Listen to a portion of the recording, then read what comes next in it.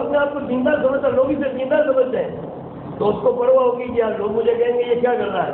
ان کو تو بالکل پرواہ ہی نہیں ہے. جو غلط زندگی گزارے وہ تو کہہ رہے کبھی چہرے تو جس کو کہنا، ان کو فکر ہے کہ یار مجھے لوگ کہیں گے یہ الٹا کام کیوں کر رہا ہے. تو وہ دنیا دار عالم کے پاس جا کر اپنے حرام کو حلال کروانے کی کوشش کرے گا.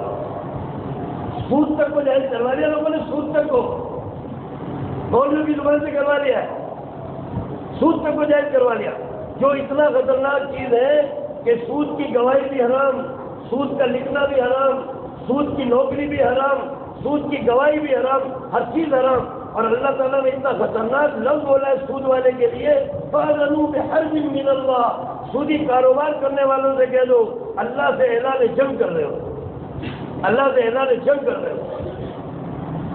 حضرت عباس رضی اللہ تعالیٰ عنہ بڑے مالدار ہمارے نبی کے چچا تھے، لوگوں کو ادھار پیسے دیتے تھے، بیاج پر، سود پر پیسے دیتے تھے لوگوں کو. اللہ تعالیٰ نے ساری چیزیں آہستہ آہستہ حرام کی، ایک دم تو حرام ہوئی نہیں، سود کے حرام ہونے کی آیت آ گئی. تو حضرت عباس رضی اللہ تعالیٰ عنہ آئے، کہنے لگے بھتیجے کیا اللہ نے سود کو حرام کر دیا ہے؟ ہاں چچا اللہ نے سود کو حرام کر دیا ہے. تو کہا بھتیجے میں سب سود معاف کر دیتا ہوں لوگوں کو، جتنا میرا پیسہ دیا ہوا ہے سب سود معاف کر دیتا ہوں، اب میں بیاج نہیں لوں گا. اب تو یہ بتا کہ وہ جو میں نے پیسہ اصل مول رقم دی ہے وہ بھی حرام ہو گئی ہے کیا، یا میں وہ واپس لے سکتا ہوں؟ اگر وہ بھی حرام ہو گئی ہے تو بھتیجے عباس اس کو بھی چھوڑ دے گا.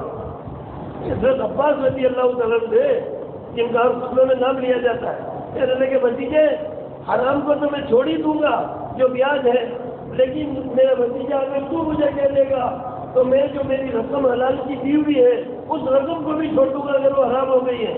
تو ہمارے نبی نے فرمایا نہیں میرے چچا وہ مال تم واپس لے سکتے، کسی کو 1000 دیے، کسی کو 10,000، کسی کو 2,000، بیاج تو چھوڑ دو، وہ رقم لے لو.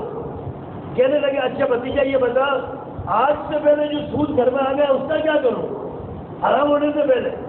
اس لیے کہ وہ تو کاروبار چلتا ہے، سود کا آتے رہتا ہے، تو جو میرے پاس بیاج کا پیسہ رکھا ہوا ہے اس کا کیا کروں، وہ تو حرام ہونے سے پہلے میرے گھر میں آیا ہے.